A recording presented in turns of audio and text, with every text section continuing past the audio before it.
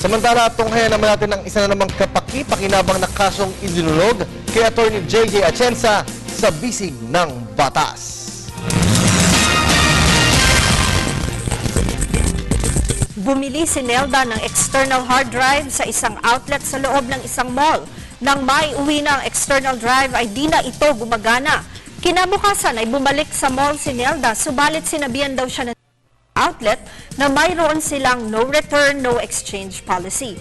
Katwiran ni Nelda na wala naman daw karatula na nakasulat sa loob ng outlet kung kaya't maaari niyang ibalik ang hindi gumaganang gamit na nabili.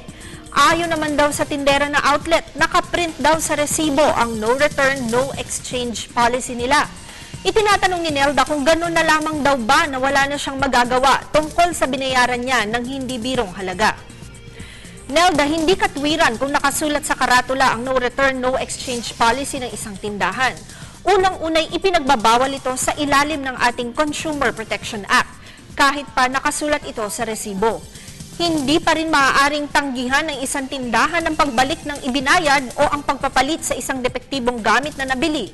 Ayon kasi sa Implementing Rules and Regulations ng Consumer Protection Act, ang katagang no return, no exchange ay hindi maaaring isulat sa kontrata o sa contract of sale o resibo o ano pa mang kasulatan ng ebidensya ng bilihan.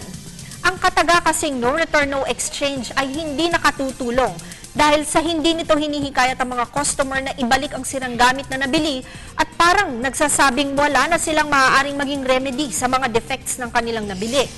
Sa totoo lang po, ang nagtitinda obligasyon na remedyohan ang sitwasyon kung sakaling makabili ng sirang paninda ang customer.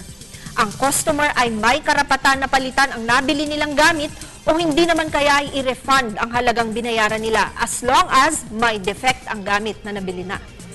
Paalala po na ang aming opinyon ay base sa mga detalyeng inyong ibinigay sa amin. Malaya kayong makakakonsulta sa inyong abogado tungkol sa inyong mga legal concerns. Salamat po sa pagtitiwala ninyo sa Telebisyon ng Bayan.